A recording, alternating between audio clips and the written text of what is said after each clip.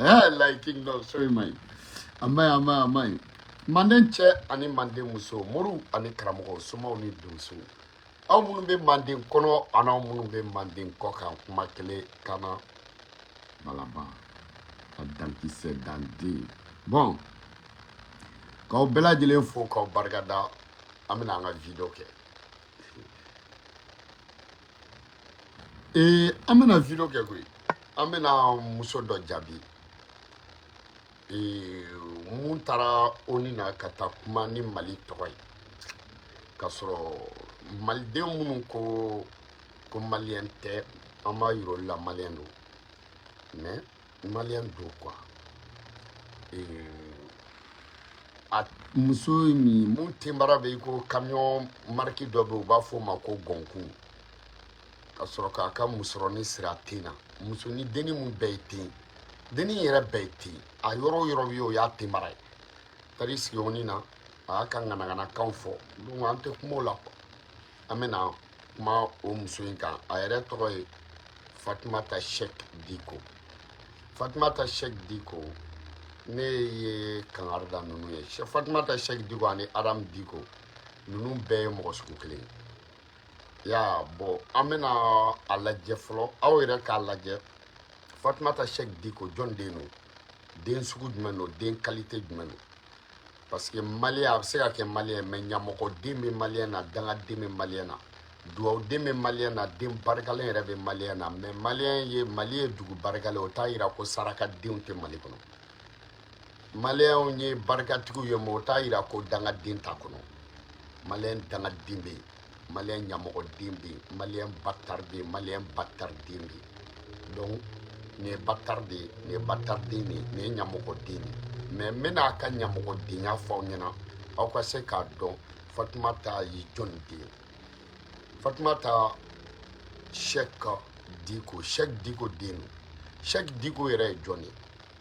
Cheick Dicko o tun ye PDS ATT ka PDS o président kun a yɛrɛ banna Faransi ala ka hinɛ a la donc Fatumata Cheick Dicko kelen mun den don f'aw ka se k'a dɔn o ye Cheick Dicko jumɛn o de ye PDS président o de ye Cheick ko don ATT ka PDS président bon ATT tile ka kɛ ATT ka mouvement i y'a faamuya o ka taa kɛ o ye i y'o faamuya o président ye n'olu ye sonyɛni kɛ n'u ma sonyɛni kɛ aw yɛrɛ b'o dɔn n'olu ye jamanadenw ka wari dun n'u ma dun aw b'o dɔn donc fantan ɲama o de kɔlɔlɔ filɛ nin ye ninnu faw denw na ninnu faw ye jamana so ci ninnu faw ye jamana so ci ka jamana fa so ci ka ba so ci ka jamana nafolo dun ka fantanw k'olu ka nafolo suɲɛ k'o kɛ ka ninnu ka ekɔli sara ka fantanw wɔsi cɛ k'o kɛ ka ninnu ka nafolo sara ka jamana kɛsi bila ala ko zon bɛ taa jahanama na mun taara mɔgɔ kelen ta suɲɛ bon mɔgɔ mun ye jamana kutuw ta suɲɛ mɔgɔ miliyɔn 20 ani kɔ mɔgɔ mun y'o wari suɲɛ k'o kɛ k'a muso furu k'o kɛ ka den sɔrɔ k'o kɛ ka denw balo k'o o jamana suɲɛni wari kɛ ka denw ka ekɔli sara n'o den sugu kɔrɔbayara ka kɔrɔbaya ka diplôme sɔrɔ olu bɛ kɛ faso janfadenw ye parce que u ka ekɔli wari sarala i y'a fɔ jamana kɔnɔdenw ka nafolo suɲɛni na donc ninnu ye zondenw de ye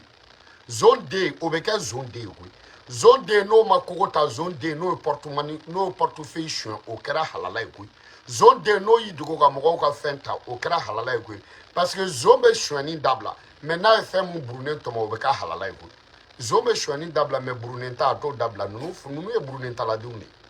donc Cheick kɔni bɛ lahara mais Cheick ye nin den sugu de to i kɔ yan koyi n'i ye ɲumankɛla to i kɔ a ka ɲuman o ɲuman ala bɛ baraji dɔ se fa ma parce que a ye den ɲuman bange a salen kɔfɛ den ɲuman bɛ ka ɲumanya kɛ donc ala bɛ fa récompenser a ka den ɲuman sɔrɔ la mais n'i ye den jugu t'i kɔ i y'a faamu wa den jugu ala bɛ fa ɲangi a ka den jugu wolo la wa den jugu wolola hali n'a sara a den ka juguma o juguma i y'a fɔ o kɔlɔlɔ bɛ se fa ma Cheick i ye nin den sugu de to an bolo tiɲɛ na mais a ma jigin an na parce que i ye baara mun kɛ o de b'i kɔ n'i ye ɲumanya kɛ n'i bɛ ka ɲumanya kɛ diɲɛ kɔnɔ o bɛ i n'a fɔ i tagamatɔ i bɛ k'i ɲɛfɛla furan e kɔni bɛ k'i ɲɛfɛla de fura donc mɔgɔ minnu bɛ bɔ i la n'o y'i denw ni mɔdenw ye olu bɛna sɔrɔ sira jɛlen don parce que u fa ye ɲɛfɛla fura mais n'i ye juguman kɛ o bɛ i ko ni mɔgɔ min bɛ ka ŋɔniju koronto a kɔ n'i ye ŋɔniju koronto i kɔ ŋɔni bɛ bin bin e mun bɛ k'a koronto e kɔni bɛ ka tagama ŋɔni t'i sen sɔgɔ mais i denw n'i mɔdenw ŋɔni min olu sen sɔgɔ donc sɛki ne kɔni m'a fɔ e ye ɲuman i tagamatɔ i ye ɲɛfɛla bali mais ne b'a dɔn i ye ŋɔni koronto i kɔ parce que i ye faso kunbasuluden de t'i kɔ i ye ŋɔni koronto parce que i ye baso kunbasuluden de t'i kɔ i ye ŋɔni de koronto i kɔfɛ o ŋɔni o de bɛ k'i den sen sɔgɔ i den sen sɔgɔlen den a taara sigi oni na ka taa kɛ janamadenya kuma ye wa o janamadenya kuma an b'o don i tulo la wa i dalen kaburu kɔnɔ wa i ye denjuguden to i kɔ wa denjuguden o nenini o fa bɛ neni wa an b'i neni koyi i y'a fɔ i ka denjuguden wolo la sɛki i ye denjuguden de wolo e ni minnu ye filɛ olu denw bɛ ka t'u jɔ oni na ka faso defan i m'o faamuya wa i n'a fɔ jɔpu fa o ye den ɲuman de sɔrɔ i n'a fɔ i y'a fɔ Ablaye Mayiga o ye den ɲuman de sɔrɔ olu faw ye den ɲuman sɔrɔ i n'a fɔ Choguel olu faw ye den ɲuman de sɔrɔ colonel Cɛduru olu faw ye den ɲuman de sɔrɔ donc olu faw bɛ ka taa jamana olu faw ye den ɲuman sɔrɔ denw bɛ ka taa jamana defan i y'a fɔ e denjuguden o bɛ ka taa faso kunbasulu e filaw denw bɛ ka faso defan diɲɛ ɲɛna tubabuw ɲɛna e den o bɛ ka faso kunbasulu diɲɛ ɲɛna tubabuw ɲɛna o tuma i ye sarakaden de wolo o sarakaden o de ye Fatumata ye wa i tɔgɔ de b'a kan ko Sɛki Diko wa i jamu de b'a kan ko Diko i ka denjuguden i ye nin de to an kɔ tiɲɛ i ye mun to i kɔ tiɲɛ nin ye denjuguden de mais an tɛ jigin a la parce que i ye faso nafolo suɲɛ k'a kɛ ka denjuguden ka ekɔli sara o fana nana denjugudenya kɛ faso kɔnɔ Sɛki i bɛ lahara dɛ mais i ma tiɲɛ ɲɛnama t'i kɔ parce que i ye denjuguden de t'i kɔ o de kama e yɛrɛ taara Faransi i taara Faransi ka sigi Faransi ka sa Faransi donc i denjuguden i ka Faransi sigi nafa o kɛra ka français papier sɔrɔ wa i ka Faransi denjugu wolola o ma kɛ français ye mais a ko a bɛ faso de kunbasulu français ye i y'o de den to i kɔ bon i ka denjuguden an bɛna a ka denjugudenya fɔ a ye donc aw k'a dɔn nin y'a fa ka yɔrɔ ye ATT ka mouvement i y'a fɔ PDS o président o de kun Sɛki wa Sɛki yɛrɛ ye faama kun don ATT tile faama a zone de ka ca ATT tile faama a zone den de ka ca ATT tile faama a faso jigitigɛdenya cayara ATT de tile la faso yɛrɛ binna ATT tile la état général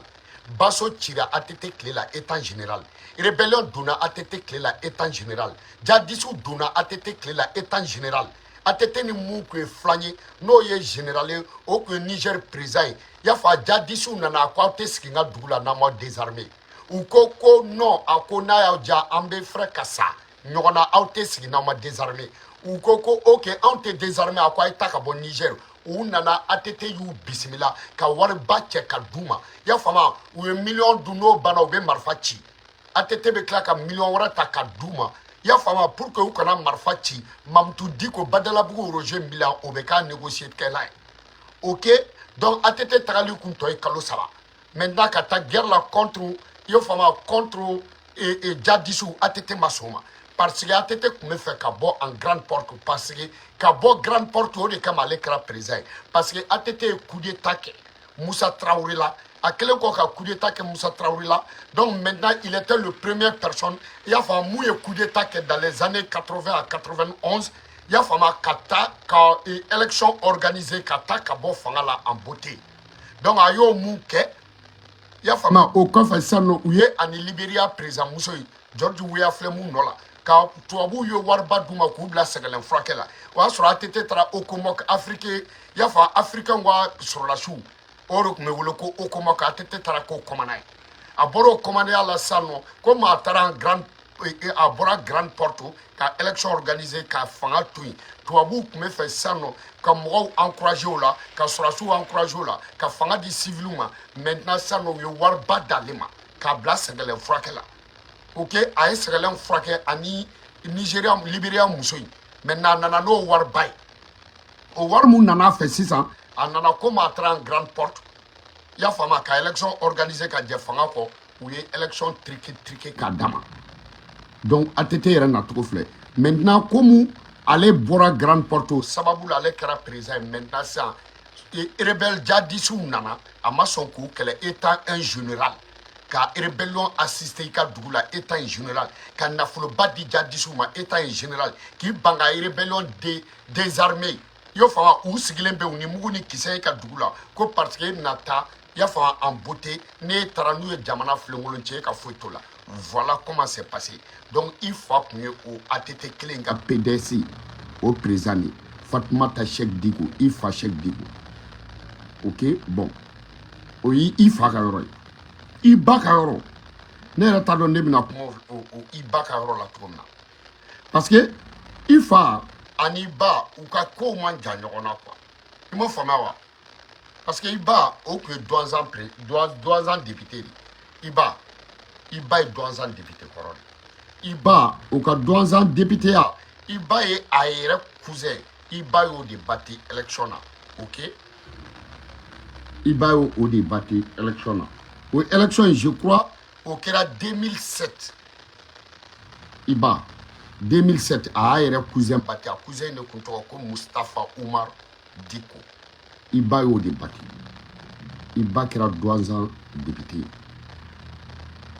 bon o i ba o fana ye ATT ka ministre y'a fɔ des Maliens de l'extérieur i ba o y'o dɔgɔnin de est-ce que ATT ka tile ministre de l'intérieur ministre des Maliens de l'extérieur o dɔgɔnin ministre des Maliens de l'extérieur o dɔgɔmuso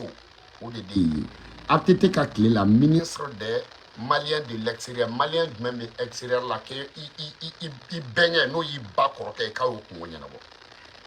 ATT ka tile la Malien extérieur la Malien minnu bɛ extérieur la i bɛnkɛ ma si tile ɲɛnabɔ i bɛnkɛ ma si ka ko ɲɛnabɔ i bɛnkɛ ma da don a la mais i bɛnkɛ y'a nafolo bɛɛ ta k'a dun parce que i y'a faamuya wa a dɔgɔnin y'i ba ye u jɛra sisan nɔ ka i ba ka élection triguer walasa i ba k'a yɛrɛ cousin bati i ba ka kɛ douanzan député Fatoumata Cheikh Diko i ba n bɛ fɛ k'a yira mɔgɔw la c'est à dire i ye den sugu min ye i ba nana kɛ douanzan député o kɛra en 2007 ne ma fili kɔ an hakili t'a la kosɛbɛ i ba donc maintenant e yɛrɛ Fatoumata e ba a yɛrɛ k'a lajɛ fɔlɔ e ba kɛra douanzan député 2007 ka n'a bila fo ka taa fɔ ko e ba bɔra yen i ba sera ka mun ɲɛnabɔ douanzan problème na i ba sera ka robinet kelen se forage kelen se douanzankaw ye i ba sera ka sugu dɔ dilan douanzankaw ye i ba tilela douanzan sirako sera ka ɲɛnabɔ i ba tilela douanzan dɔgɔtɔrɔso ko sera ka ɲɛnabɔ i ba tilela douanzan suguko ma ɲɛnabɔ dɔgɔtɔrɔso ko ma ɲɛnabɔ école ko ma ɲɛnabɔ i y'a fɔ i ba ka députéya bɛɛ mais i ba de tun b'a nafolo bɛɛ ta k'a dun jamana cira i ba tilela douanzan cira i ba tilela douanzan feerela i ba tilela fantanw ka dugukolo minɛla douanzan i ba tilela i ba y'a sago kɛ douanzankaw la i y'a fɔ wa douanzankaw t'a dɔn mun votera i ba ye walasa k'a kɛ député i ba kɛra député ye parce que la a kɔrɔkɛ o tun ye i y'a fɔ ATT ka ministre ye des Maliens de l'extérieur Fatoumata Cheikh Diko i ba a bɛ balo la o douanzankaw bɛ balo la o parce que i y'o faamuya wa douanzankaw bɛ balo la dunankɛ n'i tɛ fɛ k'i na don dɔn kana to ka dugulenw kɛlɛ i ba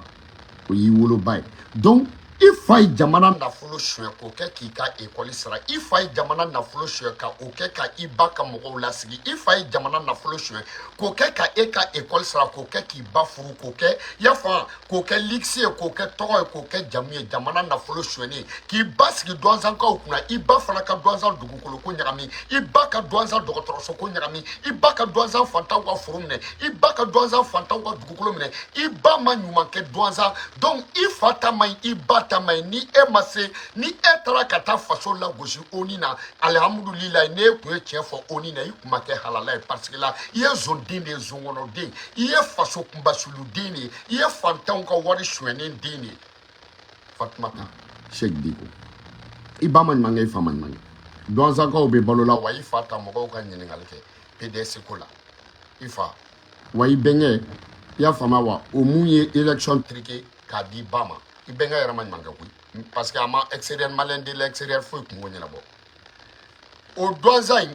yo famia wa maintenant ça e bo sigi la douanza ya famia wa e fa oni tubabu de jera e ba oni tubabu de jera e benge oni tubabu de jera e benge kume mun la horoma na o ma so tubabu ye donc e la mona tubabu jonde nya kono ya fa ye shimu mi tubabu deni shino biboro ne mi ani nido yo fama wa balola tubabu shina ka koroba tubabu shina me o bayele mani bamananga na balola shweni warla ka koroba shweni wolola ka école soro ka école ka école ka sara shweni warla ka do shweni mobili kono ki bashi mi shweni warla ki ibafuru na folo fa ko bo shweni warla ya fa fantanga warla mali chili warla mali shweni warla ne tra mali firi ko ka ikra halala de ni kuma ni ke ne kuma fi ikra nyamadi me iye ni ke ikra halala me ikra dungo dugu de halala di ikra halala parce que yi fa ka shweni de nyada ikra halala yi baka fantantono de nyake ikra halala iye ifani bawe mali shweni mu ke iyo o halala de nyade ira yi fa ka shweni ira ki baka shweni ira ikra halala me zonde nya siraka ikra halala me halala muno ikra halala nyama tiri dugu de nya de ira lila ifa ka koketa ni baka koketa Fatmata Sheikh diko ibo o munumunu na ibo munumunu na koronga ko be to de kamara ibo munumunu na mo ni nyekoro yo famia wa unana ika mouvement be damne wakati me pour que ni tubabu teke ka do nyogon bulu inana kana ONG ni do créer ibo ONG na ni tubabu benaka ka ONG créer depuis bombardement make donc tubabu nana kana bombardement ke et bombardement kera et dugun to boto fle ne wona sa et bunti bombardement kera bunti en 2015 bunti bombardé la 2015 inani ka ONG ni do tade ko aide ya fama wa ko aide aux déplacés aide aux victimes de guerre ko aide d'environnement o asoro la départ market tubabu ko e ka kiri donc lu be bombardement ga ni bunti bombardé la donc o asoro la e ka association ni créer le nous donc ça no e be sina kana terrain kan pour que kana ko kana deme do bunti ka la pour que kana ko kana bunti ka frake pour que kana ko kana bunti ka deme ko aide la ko parce que ko guerre be bunti déplacé e nafiki de tete coulé de da charulen de nyintinde nyintinde ne aglambaga bado wobala afribaga bado wobala asambaga bado wobala Fatmata Sheikh diko nyintin nafaye awoye fa bado kay dendugu den wulu baba do kay dendugu den wulu wa yere kira dendugu den wo yika halala donc nafaye ka dendugu den inde ibika munke faso kono Fatmata Sheikh diko mun din kalté den soué mun den soué ha bori bakola kadi billahi alle muso ko tento keta ko ngani tuine bori bakola kadi nyogo saraka dinte billahi talai wallahi be din muso ma mena kwa bobo dubala ibeta karuku ibeta brake diala billahi talai saraka dini ya famewa ba monon ko tento ko denjugu salen ka kusa na balole ko denjugu ya fama ko adamaden sogote do ko suno ko denjugu nanje kume kuna Sheikh Fatmata Sheikh diko denjugu deni ne adamaden sogote do suno nanje kume kuna ya kateme jalaka ni nanje di shubaga ma billahi tala ni ko boran fa ko kela billahi tala kuna ya kuntetike ni ke dege la billahi tala al ni sugoro benye kelen jigi ka kume kuna ya denjugu deni denjugu salen ka kusa na balole baba de billahi ka be denjugu salema ikas aka kile saba sarakati boy ka be o ma ikas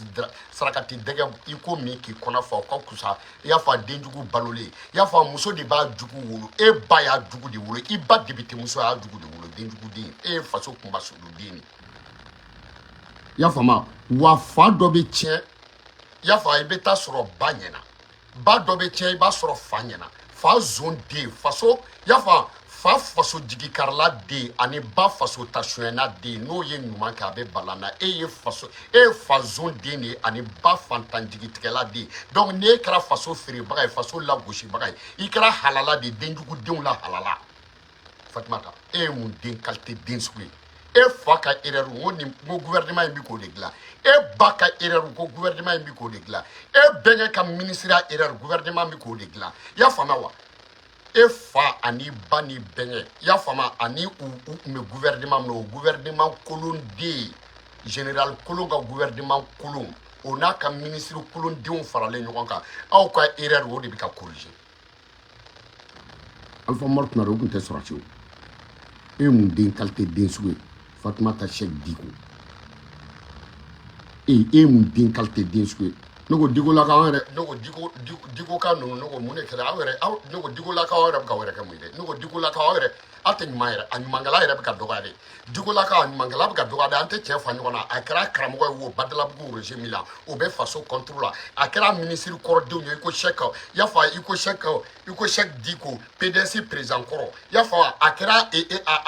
a député koro yo 2 ans député koro muso nunu deun ya fa ma olu fana au kolongela de nunu ya fa a Diko la ka nu me a Diko la ka be ka cha il faut qu'on se dise la vérité e mun den qualité den soué e ma Adam Diko fana ya o fana ko ni den qualité den soukou di o kuma mun e kera ay mun den qualité den soukou a mun Diko den soukou e Diko ya folo law di la Diko ya folo law di la jamana yɛrɛ feerebaga bɛɛ bɛ ka kɛ Diko jamana susubaga bɛɛ bɛ ka kɛ Diko jamana ɲagaminikɛla bɛɛ bɛ ka kɛ Diko an tɛ ɲininkali kɛ aw ka Diko laka ninnu est ce que Diko laka aw y'a sɔrɔ Diko laka tɔw kun tɛ tan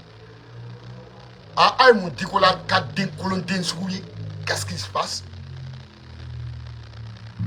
qu'est-ce qui se passe hein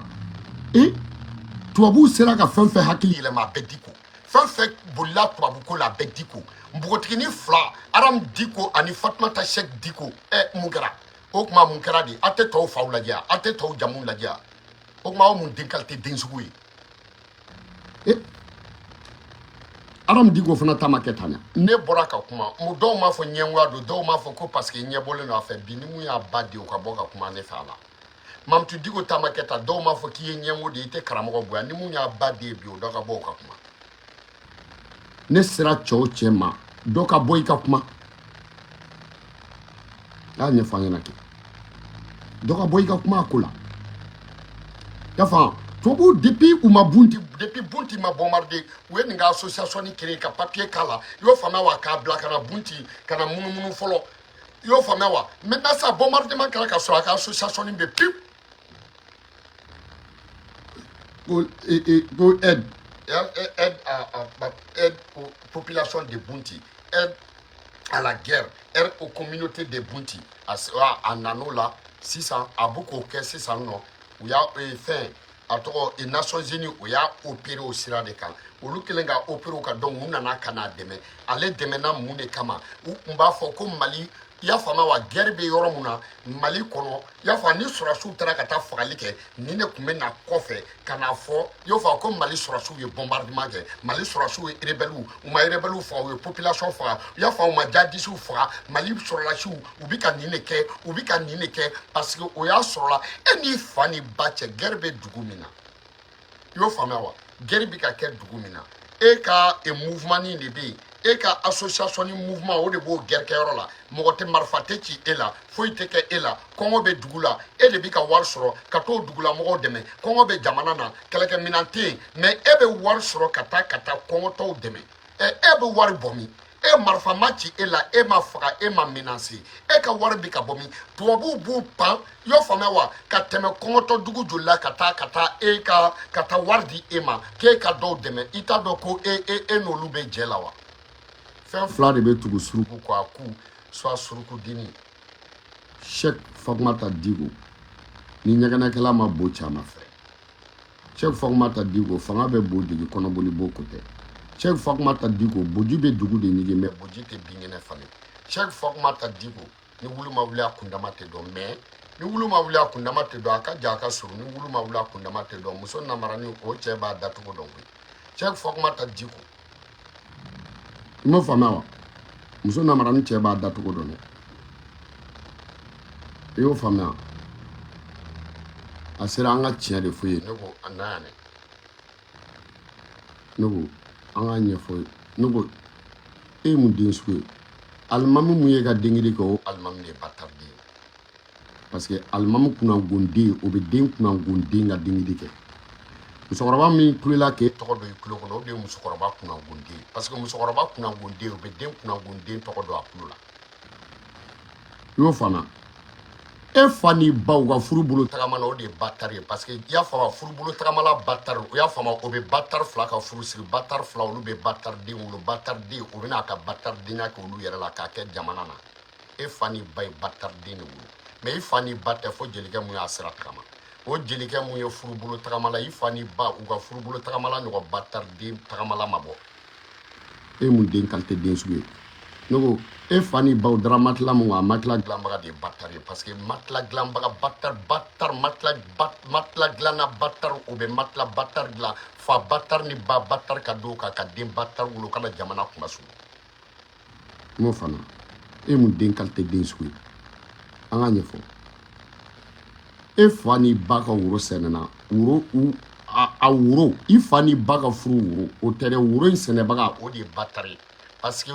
y'a fɔ sɛnɛkɛla woro sɛnɛla batari o bɛ woro batari sɛnɛ o woro batari bɛ den woroden batari la o woroden batari woro feerela batari o bɛ n'o san ka t'o feere woro jagola batari ma woro jagola batari y'a faamuya wa o b'o siri ka t'o di i y'o fɔ furubolo tagamala batari ma furubolo tagamala batari o bɛ taa o kɛ ka cɛkɔrɔba batari ka t'o den cɛkɔrɔba batari den ka furubolo tagama ka taa musokɔrɔba batari den denmuso batari furu k'a di i y'a fɔ cɛkɔrɔba batari ma cɛkɔrɔba batari o bɛ na ka na i da i y'a fɔ k'i wɔrɔ k'i da i y'a fɔ a ɲɔgɔnna musokɔrɔba batari fɛ olu bɛ den batari sɔrɔ o den batari o bɛ ka tila ka jamanadenw ka nafolo k'o suɲɛ batari denya la k'o den batari ka ekɔli batari sara ekɔliso batari la mɛtiri batari fɛ directeur batari fɛ i y'a faamu ka sɔrɔ la k'o ka mémoire batari kɛ mɛtiri batari fɛ k'o ka diplôme batari di a ma o ka diplôme batari o bɛna baara kɛ n'o ye fanga batari kɔnɔ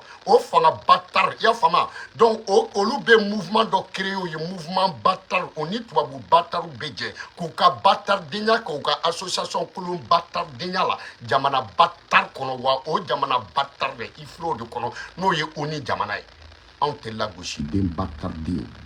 one love à vous tous kana balaba Fatumata Cheikh Batari Diko di ne ka dossier o ni kɔnɔ one love à vous tous kana balaba an tɛ jigin la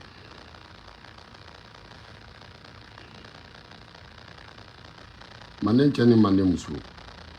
muru ani karamɔgɔw sumaw ani donsow kana balaba a dankisɛ dan kumakisɛ kumabaden vive CMCR bon Fatumata Diko Fatumata Cheikh Diko ni kun ye kɛtɔ ye n ka mobili kura ni sarakati ye je crois mobili kura ni a sarakati bɔra ka ɲɛ n y'a sarakatiw bɔ ka woro bɔ i fa la i y'a fɔ ma ka sɛfɛnw ci i ba la o kɛ ka sɛ faga e yɛrɛ kan wɔrɔla la o kɛ ka sɛ fili i bɛnkɛ kɔ kan i y'a faamuya wa donc a y'a pɛgɛ-pɛgɛ i ka association kɔ kan sɛ sɔrɔla ka taa sa o ni batari kɔnɔ one love à vous tous kana balaba